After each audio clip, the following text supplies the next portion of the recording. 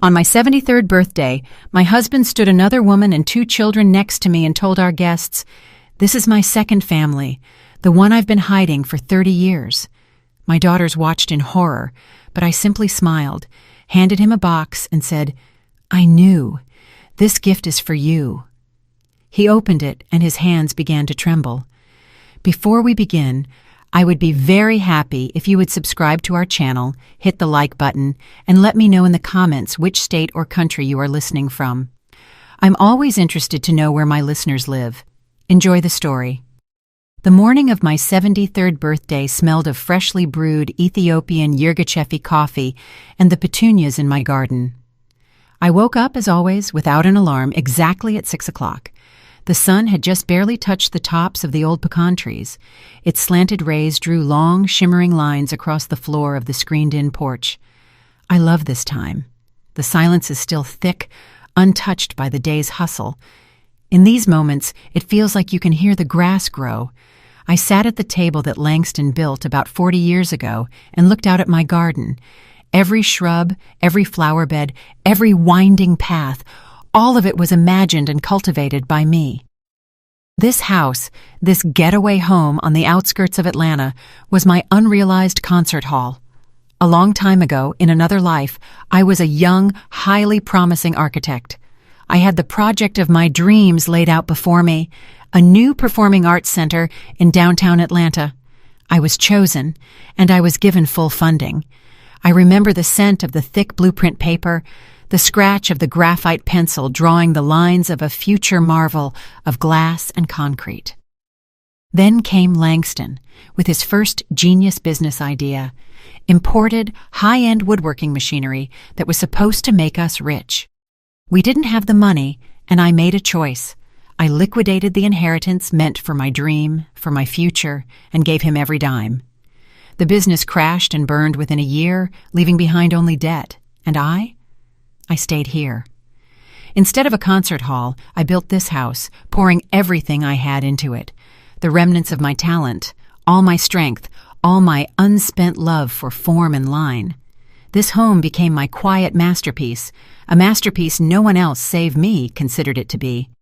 "Aura, have you seen my blue polo? The one that looks best?"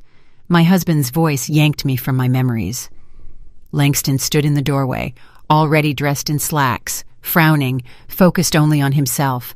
Not a word about my birthday, not a single glance at the festive linen tablecloth I had taken out of the hall closet yesterday. 73 years old. 50 years together. For him, this was just another Thursday. "In the top dresser drawer. I ironed it yesterday," I replied calmly without turning around.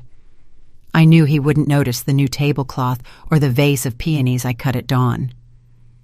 He stopped noticing such things 3 decades ago.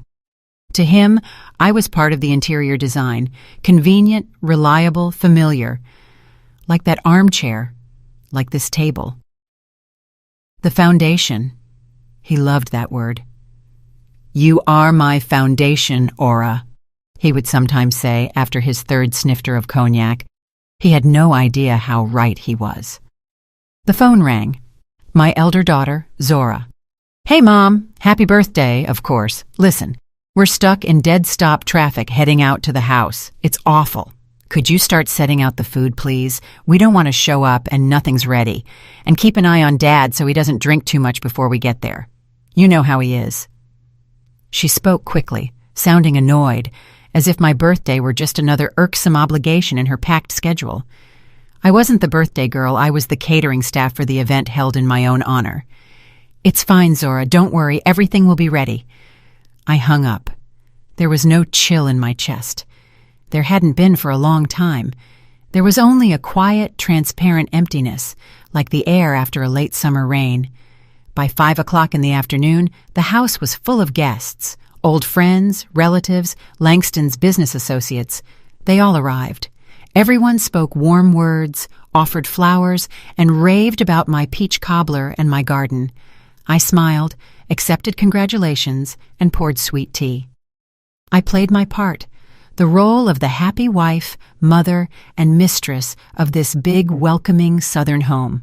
a role I had written and rehearsed for half a century. Langston was in his element. He moved from group to group, patting men on the back, offering compliments to the ladies. He was the center of this world, the man in charge. He spoke of his successes at work, the lucrative deal he was about to close. He'd say, "My house, my trees," and no one contradicted him. No one knew that this house, just like our condo in Buckhead and all our savings, had been registered only in my name, at the insistence of my wise father. It was my quiet, invisible fortress, my final bastion. My younger daughter, Anise, arrived. She was the only one who hugged me, not just for appearances, but truly tight. She looked into my eyes and quietly asked, "Mom, are you okay?" "I'm fine, sweet pea," I smiled. She nodded, but her gaze held a trace of anxiety. Anise always felt more than the others. For a long time, she had looked at her father with a quiet, cold disapproval that he, in his self-absorption, simply failed to notice. Then, the moment I had been waiting for, and dreading, for a whole year, finally came. Langston took a glass of champagne and tapped it with a knife, calling for silence. The guests fell silent, anticipating a toast. He stood in the center of the lawn, tall, still handsome at 75, with graying temples and the posture of a man convinced of his right to everything. "Friends, family," he began loudly, with a theatrical pause. "Today, we celebrate the birthday of my dear Aura, my rock, my faithful companion." He looked at me, and in his eyes I saw nothing but self-satisfaction. "But today, I want to do more than just wish her well. I want to finally be honest with all of you, with myself and with her." The guests exchanged glances. I stood motionless, feeling dozens of curious eyes on me. Anise was frozen beside me. Her hand found mine. "Friends," Langston continued, his voice trembling with poorly concealed triumph. "For 30 years I have lived 2 lives, and today I want to make things right." He gave a signal to someone standing near the gate. A woman in her early 50s emerged into the circle of light, well-kept, with a hard, appraising look. I recognized her. Renata. She had once been my subordinate at the architectural firm. Behind her stood 2 young people, a boy and a girl, with equally confused and defiant faces. Langston walked over to them, put an arm around Renata's shoulders, and led her right up to me. "Aura has been such a stable foundation," he said, looking over my head at the guests. "So stable that, as it turns out, I could build not just 1, but 2 houses on it. This foundation has supported all of us. So please, welcome my true love, Renata, and our children, Keon and Olivia. It's time for all my successes to be shared by my whole family." He said this and physically positioned Renata next to me, so close I could smell her sharp perfume. He placed her as if for a family portrait. My elder daughter, Zora, gasped. Anise squeezed my hand until my knuckles turned white. Laughter and conversation froze mid-sentence. A ringing, unbelievable silence settled over the lawn. In that moment, I didn't feel the ground vanish beneath my feet or my heart shatter.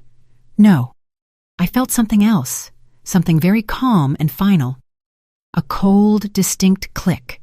It was like the key in a heavy, rusted lock, which had resisted for so long, finally turned, and the massive steel door closed forever. And then it came. The thought was not loud, not panicked. It was quiet and clear, like the chime of a solitary bell in freezing air. I stood between my husband and his woman, like the central support of a bridge spanning the 2 shores of his lie. The world around us was paused. I saw our neighbor, Marie, with a cocktail glass frozen halfway to her lips. I saw my son-in-law, Zora's husband, turn pale and instinctively take a step back, as if afraid of being hit by the wreckage of a collapsing life. The silence was so dense it felt palpable. It pressed on my ears, drowning out the sounds of summer, the chirping of crickets, the rustle of leaves. I slowly turned my head and smiled, not bitterly, not vengefully. I smiled that polite, slightly detached smile with which the lady of the house greets latecomers. I scanned their stunned faces, pausing for a split second on each, letting them know that I saw them, that I was here, that I was fully conscious. Then I turned back to Langston. He was still holding Renata's shoulders. His face was glowing with self-satisfaction and the significance of the moment. He was waiting for my reaction, waiting for tears, hysterics, a scene. He was prepared to be the magnanimous victor calming the losing party. I walked over to the small patio table where my gift for him lay, a single box tied with a dark navy silk ribbon. The wrapping paper was thick, ivory-colored, and unadorned, strictly elegant. A year ago, when I first found everything out, I spent hours choosing that paper. It was important to me that everything be impeccable. I picked up the box. It was light, almost weightless. I returned to Langston, who was watching me with confusion. "I knew, Langston," I said. My voice did not tremble. It sounded level and calm, perhaps a little quieter than usual. "This gift is for you." I held out the box. He hesitated for a moment. His script, so meticulously directed, had glitched. This part wasn't in it. He mechanically released Renata's shoulder and took the gift from me. His fingers touched mine, warm, slightly damp. I pulled my hand away. He looked at the box, then at me. Confusion flickered in his eyes, quickly replaced by a condescending smirk. He probably figured it was some pathetic gesture, an attempt to save face. Maybe an expensive watch or cufflinks, a parting gift. He pulled at the bow. The silk ribbon slipped onto the grass like a dark snake. He tore off the paper. His movements were less confident now, slightly more abrupt than necessary. Under the paper was a plain white cardboard box. He opened the lid. I watched his face. Inside, in the emptiness where my heart used to be, nothing stirred. I was a front-row spectator at a play whose ending I knew by heart. He looked inside. At the bottom of the box, resting on a white satin lining, was a single, simple house key. A standard American key, smelling of new paint, and next to it, a sheet of thick paper folded into quarters. Langston took it out and unfolded it. I watched his eyes dart over the lines, first quickly, then slower, as if stumbling over every word. I knew those words by heart. I had helped my lawyer draft them. Notice of termination of marriage due to long-term marital infidelity, based on documents of sole property ownership. We hereby give notice of the immediate freeze of all joint accounts and assets. Order to cease and desist. Access to property located at the following addresses: 1. Decatur Street, Atlanta, GA, the house. 2. The Buckhead Condo, Atlanta, GA, the apartment. His left hand, the one holding the sheet, was the first to tremor, a fine, almost imperceptible shake that traveled up to his shoulder.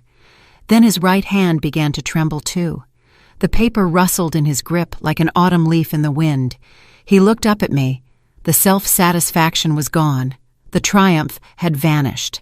Looking at me now was a confused, aging man with an ashen face.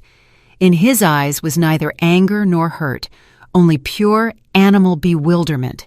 It was as if he had been walking on solid, reliable ground his whole life, and suddenly it opened up beneath his feet into a chasm. He tried to say something, opened his mouth, but only a quiet, hoarse gasp escaped. He looked at the paper again, then at the key, then back at me. He searched my face for an answer, a hint, a sign that this was some sort of cruel, ridiculous joke. But my face was a mask, calm, impenetrable. I had spent 50 years learning to conceal my true feelings, 50 years building this facade, this foundation, as he liked to call it. And today, that facade held. Behind it, there was nothing, no pain, no love, no pity, only cold, ringing freedom. Renata, standing beside him, understood nothing. She looked nervously at Langston's changing face. "Langston, what is it? What is that?" she whispered, trying to peer at the document. He didn't answer. He just stood there staring at me, and his world, so comfortable, so secure, built on my life, my money, and my silence, was collapsing live in front of all his friends and family. I held his gaze and then slowly, very slowly, turned to Anise, my girl, my only true anchor. She was looking at me, and her eyes were filled with tears, not of pity, but of pride. She understood everything. I gave her a small nod and said just loud enough for her to hear, "It's time." She gripped my hand tighter. That was enough. The show was over. Time to drop the curtain. Anise understood without words. Her fingers on my forearm became hard as steel. She nodded, and without planning it, we turned and walked toward the house. We didn't run. We walked steadily, with dignity, away from the scene frozen on the lawn. Guests parted before us like water before an icebreaker, avoiding our eyes, mumbling under their breath. I felt their gazes on my back, a mix of shock, pity, and let's face it, malicious curiosity. Langston remained standing in the center, the white sheet trembling in his hands, next to the woman for whom he had orchestrated this grand reveal, a reveal that had gone wildly off his script. He shouted something after us, my name, I think, but the sound of his voice drowned in the thick, viscous silence that had fallen over my garden. He had no power over me anymore. Even his voice was alien. We entered the house. I stopped in the living room and, turning toward the door leading to the porch, said loudly enough to be heard outside, "Dear friends, thank you all for coming to share this day with me. Unfortunately, the celebration is over. Please feel free to finish the cobbler and have a drink. All the best." That was all. A simple, polite announcement. No explanations, no drama. A quiet, hasty exodus began. I heard muffled voices, hurried steps on the gravel, the sound of car engines starting. No one came in to say goodbye. No one dared to look me in the eye. 10 minutes later, all that remained in the garden were abandoned plates, half-empty glasses, and trampled flowers on the lawn. I saw Langston, finally snapping out of it, grab Renata's arm and drag her toward the gate. His movements were jerky, angry. He practically hauled her and her confused children behind him, stumbling, looking back at the house with an expression of pure animal rage on his face. He was no longer the master of the house. He was an outcast. When the last car drove away and the evening silence returned to the neighborhood, Anise came and hugged me. "It's all right, darling," I said, stroking her hair. "Everything is exactly as it should have been. Will you help me clear the table?" And we began to clean. In silence. We collected the dirty dishes, folded the tablecloths, and took out the trash. This familiar, monotonous work was calming. Every gesture was purposeful, every movement known. I washed the glasses, the same thin bohemian crystal ones we received as a wedding gift. The water washed away the marks of strange lips, strange wine. I felt that along with the grime, something else was being washed away. 50 years of sticky web that I had mistaken for family ties. Anise worked beside me, occasionally casting me worried glances. She was waiting for me to break down, to cry, to scream. But I was calm. Inside me it was quiet and empty. There was no pain, no resentment, only a massive, cold relief. It was as if I had carried an unbearable weight on my shoulders my whole life, and now, finally, I had dropped it. It was late when we finished. The house was clean and quiet again. Mine. I brewed us some mint tea from the garden. We sat on the porch, wrapped in blankets, and watched the dark, star-studded sky. Then my cell phone, lying on the table, vibrated, sharp, jarringly disrupting the peace. Anise picked it up. Langston's name flashed on the screen. The call was dropped, and a second later, a new voicemail notification arrived. Anise looked at me questioningly. I nodded. She switched on the speaker, and the voice shattered the night's silence, distorted with rage, breaking into a rasp. "Aura, are you out of your mind? What kind of circus did you pull? You humiliated me in front of everyone. Is this your little tantrum, your petty revenge? Are you completely senile in your old age? I'm trying to pay for a hotel and my cards are blocked. My cards. Do you understand what you've done?" He was choking on his fury. In the background, I heard Renata's placating voice. "Langston, calm down. Don't talk like that." "Don't talk like that?" he shrieked. "She left me penniless. Ora, I don't know what kind of midlife crisis you're having, but I'm giving you until morning to turn everything back on. Call the bank and say it was a mistake, a ridiculous joke.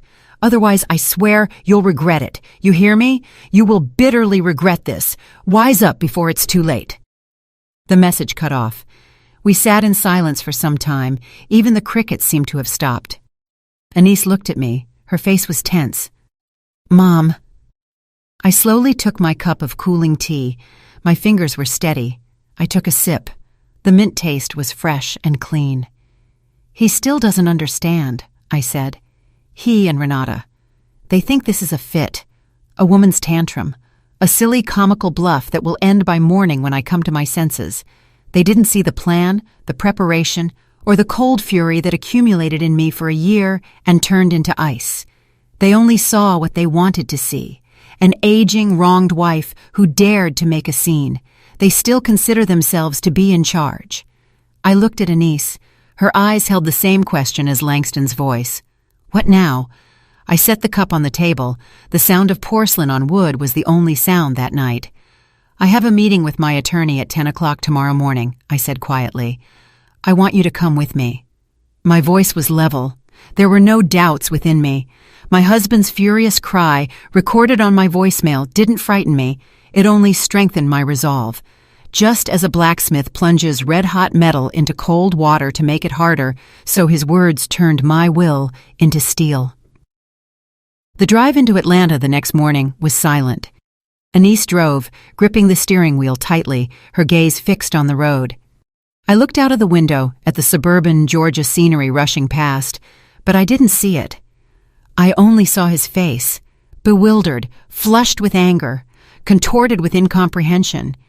He still believed this was my blunder, something that could be canceled like a wrong order at a restaurant. He didn't realize that yesterday was not the beginning, but the end. The final period I had been working toward for an entire year. Attorney Victor Bryant's office was in an old Atlanta building off Peachtree Street. A heavy mahogany door, the scent of expensive cologne, and old books. Victor Bryant himself was a man who suited his office. Solid, older, with an attentive and inscrutable gaze. He had worked with my father, which is why I sought him out. I knew I could trust him. He met us at the door, led us to a large table, and offered us coffee. We declined. "Well, Orasade," he began when we were seated, speaking in a level, businesslike tone. "As we agreed, all initial notices have been sent, and accounts and assets are frozen. The process has been launched. Has Langston or his representatives contacted you?" "There was a voicemail," I replied calmly. "Threats and accusations of hysteria." Victor Bryant nodded, as if this was exactly what he expected. "That's predictable. He hasn't grasped the seriousness of the situation yet. He's still playing his familiar game, where he's the boss, but that will change soon." He paused, clasping his hands on the table. His gaze hardened. "Ora, we launched the standard procedures, but there's something else. When you first came to me out of old habit and respect for your father's memory, I felt it necessary to conduct an additional deeper check, just as a precaution. I needed to understand what we were dealing with, and my fears, unfortunately, were justified. Even more so."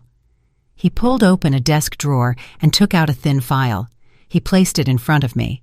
There were no labels on the folder. "I am obligated to inform you of something extremely unpleasant. This goes beyond his infidelity. It speaks to a calculated, premeditated action directed personally against you." Anise tensed, her hand resting on mine. I did not move. I just stared at the folder. "What is it?" I asked. Victor Bryant opened the folder and slid several sheets toward me. "This is a copy of a petition filed by your husband 2 months ago with the county's behavioral health unit. An official request for a compulsory psychiatric assessment regarding your competency." Time stopped. I heard Anise gasp beside me, but I simply stared at the document. An official form, typewritten text, and below, Langston's sprawling, familiar signature. "This is the first legal step. the attorney's dispassionate voice continued, sounding as if from a distance. Required to have a person declared incompetent and to obtain guardianship over them, and consequently, full authority to manage all of their assets. I picked up the top sheet. It was a list of so-called symptoms my husband had allegedly observed. I began to read. Frequently misplaces personal items. Cannot recall where she placed her glasses, keys, or documents, which suggests a progressive loss of short-term memory. I remembered searching for my reading glasses a week ago, only to find them on top of my head. Anise and I had laughed about it. Exhibits disorientation in daily life. Confuses basic pantry items, such as salt and sugar, which may pose a danger to herself and others. I had once, distracted, put salt in the sugar bowl. I noticed it a minute later and fixed it. Langston had joked, "Working too hard, Mom." He wasn't joking. He was collecting. Shows signs of social isolation and apathy. Refuses to meet friends, spends long periods alone in the garden, and converses with plants, which may indicate a detachment from reality. My garden, my only sanctuary, my quiet hours among the peonies and roses when I could breathe. He had turned even this into a symptom of illness, a weapon against me. I read on. Every line was poison. A grain of truth distorted beyond recognition, carefully mixed with blatant lies. Every innocent gesture, every moment of fatigue, every instance of age-related forgetfulness, all of it was inverted and presented as evidence of my insanity. My hands, resting on the polished surface of the table, did not shake, but I felt the warmth draining from my fingertips. First one, then the other. The cold slowly crept up to my palms, my wrists. It was as if my blood was retreating, leaving behind an icy emptiness. I looked up and out the window. Life was bustling beyond the thick glass. People hurried about their business, cars crawled in traffic, the sun shone. But for one brief moment, all that noisy, bustling Atlanta day froze for me. The sounds vanished. An absolute vacuum-like silence fell, and in that silence, I understood. This wasn't just infidelity. Infidelity is about the betrayal of love, but this was about something else, a complete, cold, calculated destruction. He didn't just want to leave for another woman. He wanted to erase me, to strip me not only of my home and money, but of my mind, my name, my very self, to turn me into a voiceless shadow, locked within four walls, while he and his true love enjoyed everything I had created in my life. The last warm ember in my soul, which I had perhaps unknowingly saved for him, an ember of pity or shared memory, didn't just go out. It turned into a piece of ice. I slowly placed the documents on the table, stacking them neatly. I looked at Victor Bryant, then at Anise's pale, frightened face. "Thank you, Victor," I said. My voice was just as level as before, but something in it had changed, something permanent. "The picture is now complete. What are our next steps?" Victor Bryant acted swiftly, with the cold, honed efficiency of a surgeon removing a tumor. While Anise and I drove back to the house, his couriers were already delivering notices across Atlanta. His assistants were already calling the banks. The mechanism I had so long and painstakingly prepared was set in motion with a single nod in his office. The first blow, as Victor later told me, found Langston where he least expected it, having breakfast in an expensive hotel. He and Renata were likely still discussing my ridiculous outburst, planning how they would magnanimously accept my repentance. At that moment, a man in a sharp suit approached their table and silently placed a thick envelope in front of Langston. Inside were not just divorce papers. There was an official court order prohibiting him from approaching or contacting me, except through lawyers, and a separate mandate forbidding him from entering any property registered in my name. I can imagine him reading it. How the condescending smirk slid from his face, replaced by angry crimson patches. He probably crumpled the paper, threw it on the floor, shouting about overreach and how half of everything was his. He still believed it. He believed that his 50-year presence in my life automatically entitled him to everything I had earned, built, and saved.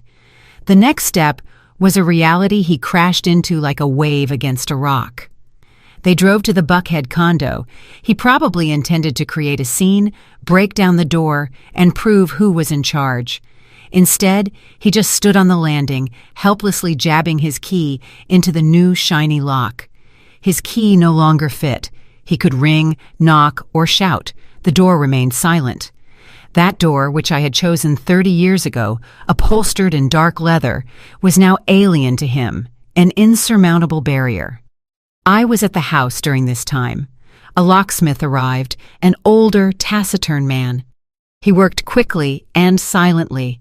With clang and scrape, he removed the old locks from the gate and the front door, the very locks Langston had keys to.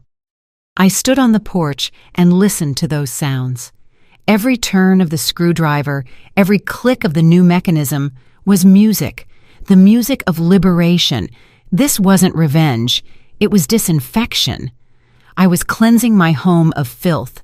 The last, most humiliating blow awaited him on the street outside the condo, as he, exhausted and angry, was about to drive off to concoct a new plan. He saw a tow truck pull up to his car, the gleaming black SUV I had given him for his big birthday 3 years ago.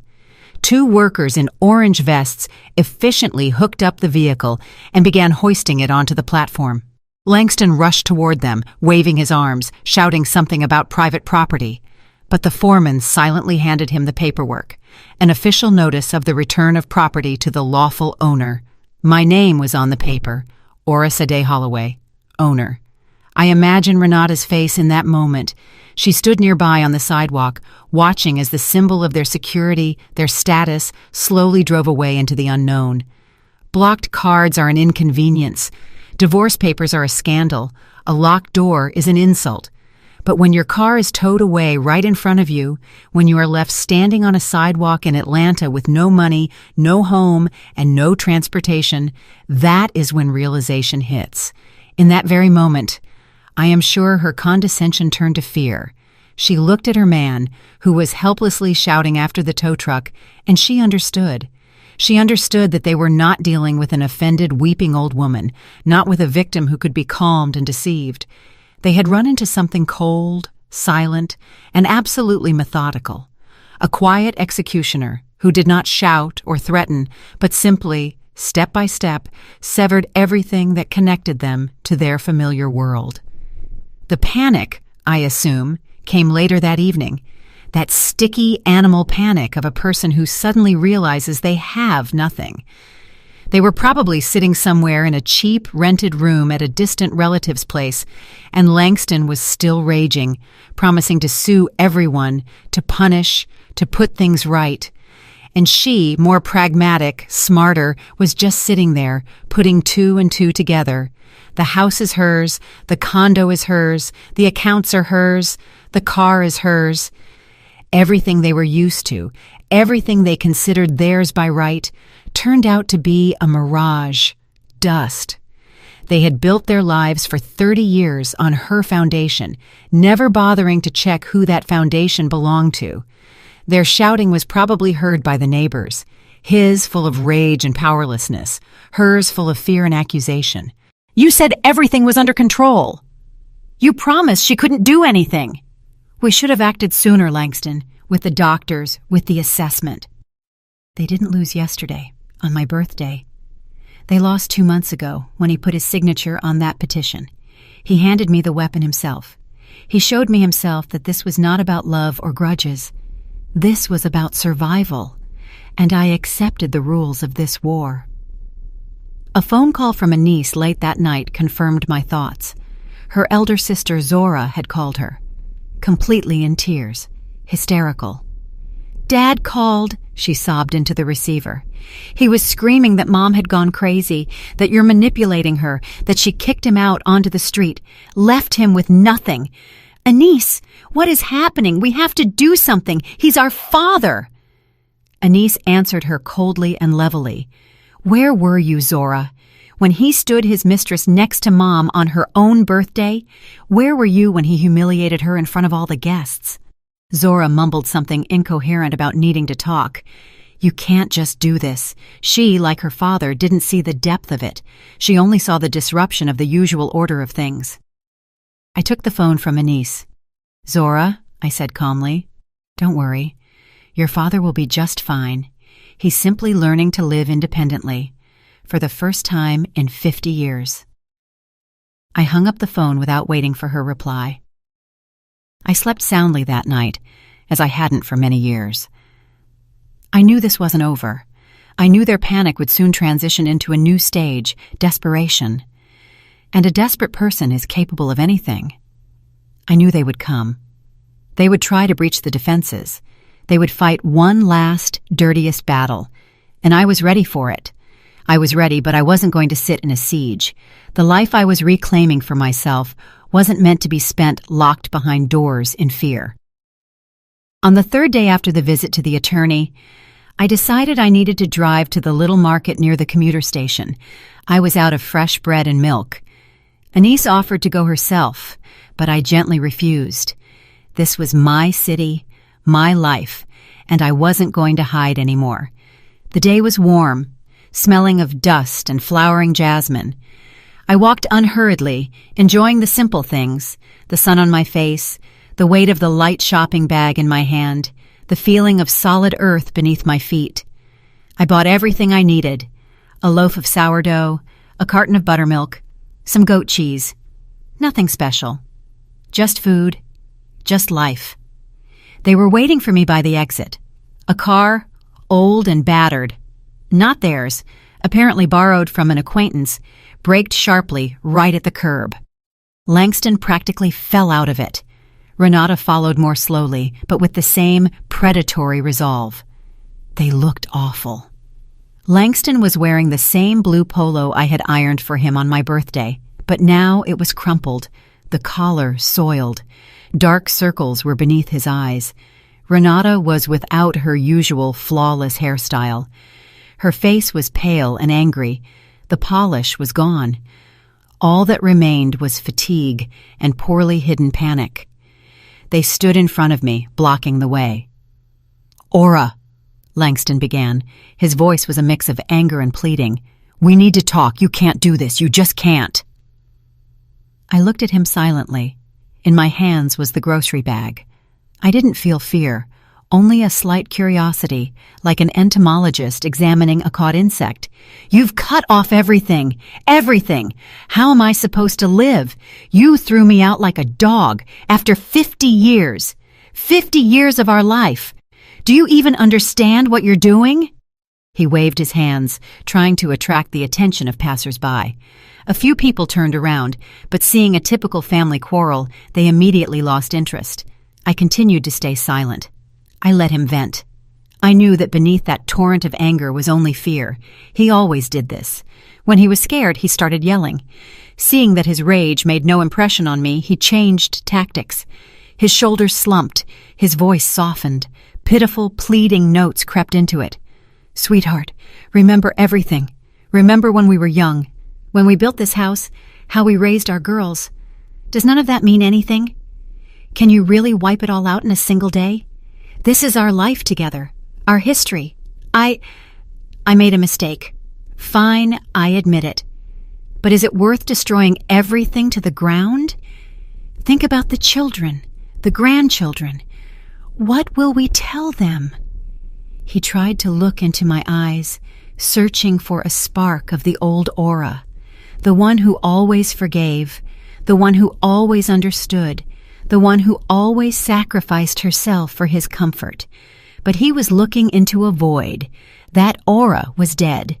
He had killed her himself 2 months ago when he wrote those lying words about my insanity on paper. Renata stood next to him. She understood his pleas weren't working and decided to enter the game. She stepped forward. Her gaze was sharp and cold. "Aura Sade," she began, trying to maintain dignity, but poorly concealed hatred slipped into her voice. "You can think whatever you want about me. You can hate Langston, but did you think about my children? What did they do wrong? My son just graduated from Morehouse.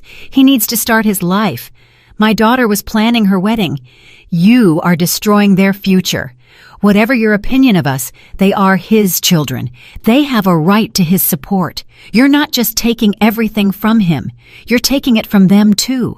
Do you have a heart? She tried to appeal to pity, to guilt. This was their last card. They thought that I, like any normal woman, would be unable to remain indifferent to the fate of innocent children. I listened to them patiently, without interrupting. I let them pour out everything. His rage, his pathetic memories, her hypocritical concern for her offspring. I looked at their faces, contorted with despair, and felt nothing. No anger, no triumph, no pity. Only cold, crystalline clarity. When they finally fell silent, exhausted, a brief pause hung in the air. I could hear the passing commuter train rattling, the nearby sound of children laughing. The world continued its usual life, oblivious to our small drama. I shifted my gaze from Renata's face to Langston's. I looked him straight in the eyes, deeply, so he would know that I saw right through him. I saw all his cowardice, all his weakness, all his rot, and then I asked my question, quietly, almost a whisper, but every word sounded in the silence like a hammer striking glass. Was it your idea or hers to have me declared incompetent? It wasn't an accusation, it was just a question. But it hit them like a slap, a physical blow. I saw the blood drain from Langston's face. He turned deathly white. His mouth fell open, but he couldn't utter a sound. He instinctively took half a step back, as if I had splashed acid in his face. Renata froze. Her eyes widened in horror. The mask of the noble mother fell away instantly, revealing the predatory snarl of a caught thief. They both stared at me with the same animal fear, the fear of exposure. In that moment, they stopped being a team. They looked at each other, and in their eyes was not trust, but suspicion. Did you let it slip? Was it because of you she found out? Their pitiful union, built on lies and calculation, cracked right before my eyes. I didn't wait for an answer. The answer was written on their faces. I simply walked around them, as one walks around two posts on the road, and continued toward my house. I didn't look back. Behind me, I heard their deafening, ringing silence. They remained standing on the sidewalk, crushed, destroyed by a single phrase. I walked home, tightly holding the bag of bread and buttermilk. And for the first time in many months, I felt like I was returning not to a fortress, but simply home. Their desperation, as I had predicted, took on a new form. It turned into cunning, dirty, pathetic, but predictable. 2 days later, Zora called me. She was crying. "Mom, I beg you," she sobbed into the phone. "Dad is crushed. He's willing to do anything just to talk. Uncle Elias is here, Aunt Thelma. We're all so worried. Let's meet at my place, all together, calmly as a family. Please, Mom, for my sake." I knew it was a lie. The family meeting was their last bastion, their final attempt to stage a play where they were the victims, and I was the crazy old woman led astray by my greedy younger daughter. They were gathering an audience, a jury of relatives whose opinions they could still influence. "All right, Zora," I said levelly, "Anise and I will come. What time?" Relief was audible in Zora's voice. She didn't realize I was not coming for a negotiation. I was coming for an execution. We arrived at Zora's apartment exactly at 7 o'clock. Her place, usually so loud and welcoming, greeted us with a tense, thick silence. In the large living room, on the sofas and in the armchairs, sat relatives, Langston's brother, Elias, and his wife, my cousin Thelma, and Zora's family. They all looked at us with the same expression of awkwardness and anxious curiosity. Langston and Renata sat in the center, on the main sofa. They were playing a tragedy. He was hunched over, his hands covering his head, like a suffering King Lear. She was next to him, with reddened eyes and a mournful expression, occasionally stroking his shoulder sympathetically. They had already worked the room, telling their version. Now it was my turn. Anise and I sat in the armchairs opposite them. I silently placed my handbag on the floor. Langston started. He lifted his head, and I had to credit his acting talent. Genuine pain rang in his voice. "Aura family, I gathered you all because a tragedy is unfolding." He spoke slowly, struggling to find the words. "A terrible tragedy with my wife, with our mother. I don't know what happened to her. Lately she's become different, forgetful, suspicious. She hides things, talks to herself. Her actions, they are devoid of all logic. What happened on her birthday, what she is doing now, it's not her. It's an illness."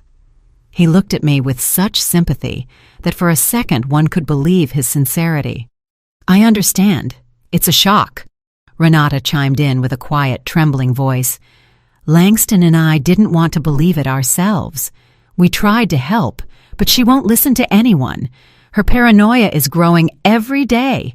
And worst of all," she paused, casting a quick, venomous glance at my younger daughter. "Anise is taking advantage of this. She is turning her mother against everyone, against her father, against her sister. She is manipulating her to seize all the assets. This account frees, the lock changes. Aura Sadeh herself would never have thought of this. It's all Anise. She has isolated her mother and is now doing whatever she wants with her. We are afraid for her. We just want to help her before it's too late." She finished and leaned against Langston's shoulder, feigning complete helplessness. Silence hung in the room. Everyone looked at Anise and me. Aunt Thelma stared with open pity. Langston's brother Elias frowned, clearly bewildered. Zora looked at the floor, ashamed.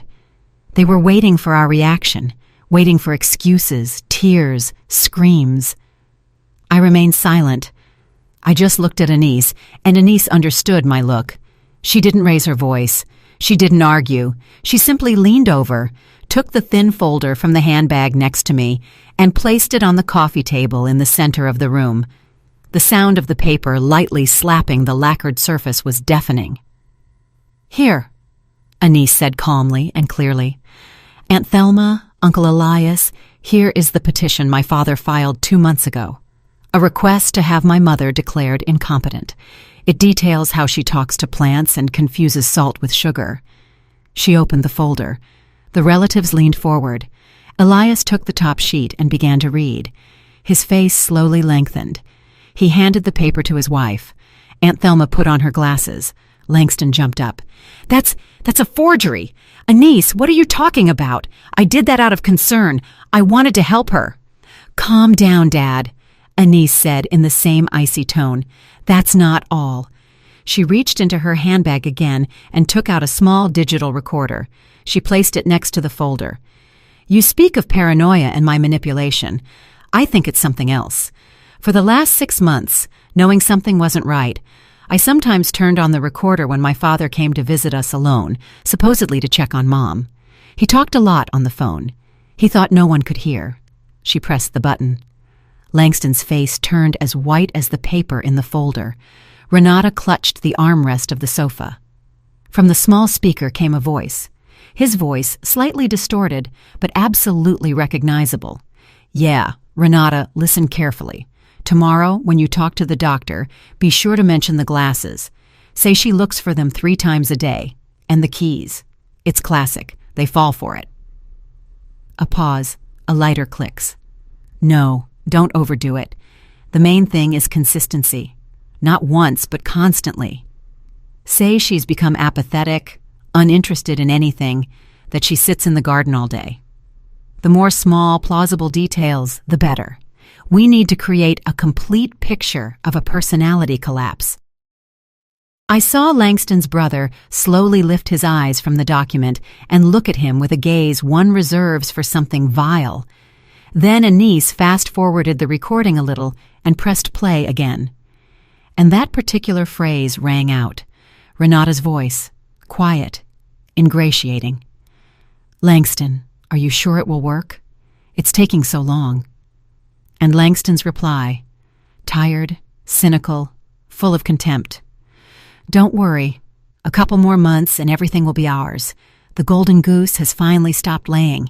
It's time to pluck her." Anise turned off the recorder. The silence that followed was more frightening than any scream. It pressed, ringing in our ears. It seemed even the clock on the wall stopped ticking. Langston stood in the middle of the room, opening and closing his mouth like a fish stranded on shore. Renata looked at the recorder with such horror, as if it were a venomous snake about to bite her. Elias, his brother, was the first to break. He slowly stood up, threw the papers onto the table, and looked at Langston, not with malice, but with boundless, icy contempt. "You are no longer my brother," he said quietly and clearly. He took his wife's arm, and without looking at anyone else, they walked toward the exit. Aunt Thelma took off her glasses, her hands trembling. She looked at me, and her eyes were filled with tears of shame. "I'm so sorry, Aura," she whispered. And she, too, walked to the door. Their social world didn't just crack. It evaporated, turning to ash in a single second, crushed by the weight of one short audio recording. They were left alone in the middle of the room, amidst the ruins of their lies. Zora sat in the corner, silently weeping, her face buried in her hands.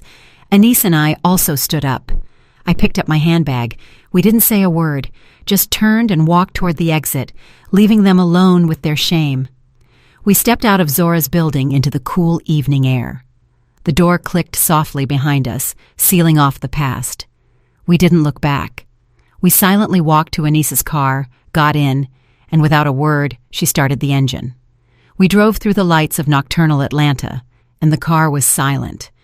But it was not the tense silence that had reigned in my daughter's apartment. It was the silence of relief. As if after a long, exhausting illness, the fever had finally broken, and all that remained was weakness and purity. There were no more calls from Langston or Zora. No one else tried to reason with us or save them. Their world, built on a lie, had collapsed, and we were no longer a part of it. 6 months have passed. My new condo is on the 17th floor. The windows face west, and every evening I watch the sun set behind the spires of the skyscrapers, painting the sky in incredible colors, from soft pink to fiery crimson. There is no old, heavy furniture here, holding the memory of other people's tears and grudges. Only bright walls, light bookshelves, and lots of air. I sold the house quickly and without regret. The buyer, a young tech professional with a family, was thrilled with the garden. He said the house had a good soul. I smiled and thought he was right. The house indeed had a good soul. It had just gotten tired of serving as a foundation and wanted to learn to fly. Selling the house was not a loss. It was a release. I let go of my beautiful but too heavy masterpiece to start life anew. Now my days belong only to me. On Wednesdays, I go to a pottery studio. I love the feel of the cool, pliable clay in my hands. I don't try to create something perfect. I just allow the form to be born on its own. The wheel spins, the clay obeys my fingers, and from a shapeless lump, a cup or a vase emerges. Or just some whimsical figurine. There is something healing in this process. You take dust, earth, and create something new, something whole from it. Recently, I went to Symphony Hall in Midtown. I listened to the Second Concerto by Rachmaninoff. I sat in a velvet seat in the dim hall, and when the first powerful chords of the piano flowed out, I closed my eyes. I once dreamed of building halls like this, designing spaces where the miracle of music is born. That life didn't happen, but now, listening to this genius music, I felt no bitterness of loss. I felt gratitude, because I was finally sitting in that hall not as an architect, not as someone's wife or mother. I was simply a listener, a part of that miracle. And that was enough. More than enough. Anise and I see each other often. She stops by after work. We drink green jasmine tea and talk not about the past, but about the books we've read, the movies we've watched, the funny incident that happened to her on the MARTA train. Her face is no longer clouded with worry for me. She is calm. She sees that I am fine. One day, she brought me a small gardenia seedling in a pot. "So you can have your little garden here too," she said. Now it sits on my windowsill, and its white, porcelain-like flowers fill the room with a subtle, sweet aroma. Sometimes, very rarely, I hear snippets of rumors about that other life, that Langston is living somewhere in a rented house out toward the Cape, that Renata left him and took the children, that he tries to borrow money from old acquaintances, but no one gives him any. I listen without gloating, without interest, with the same detached feeling one has when reading a newspaper about events in a distant foreign country. Those people have no relationship to me anymore. They are characters from a book I have closed and placed on the farthest shelf. Revenge is too strong an emotion. It burns you from the inside, and I don't want to burn anymore. I just want to live. This morning, I woke up, as always, early. The sun was just rising, and its rays flooded my room with golden light. I brewed myself some coffee, stepped onto the balcony, and watched the city wake up. Below, the first cars hummed. Tiny figures of people hurried somewhere, each with their own life, their own story. For 50 years, I was the foundation, reliable, strong, unseen. Others built their lives on me. Their walls, their roofs stood on me. I took on all the weight, all the blows, all the storms. I thought that was my purpose, but I was wrong. A foundation is only part of the building, and I am the whole building, with my own floors, with my own windows facing the sun, with my own roof over my head. A building I have finally started to construct for myself. I took a sip of hot, aromatic coffee. The air smelled of freshness and a new day. There were no plans ahead, no obligations, no debt. There was only silence. And in that silence, I finally heard myself. At 73, my life has just begun. Thank you for staying with me until the very end. If this story touched you, please hit the like button and write in the comments which moment you remember the most. Subscribe to the channel so you don't miss new stories. Be well and live authentically. Did you like the story? And which city are you listening from? Let's meet in the comments. If you liked the story, you can support me by sending a super thanks so I can keep bringing more stories like this. Thank you so much for your sweet support. I'm looking forward to your comments on the story. On the screen, you can see 2 new life stories that I highly recommend. There's so much more on my channel. Don't forget to subscribe. See you in the next life story with love and respect.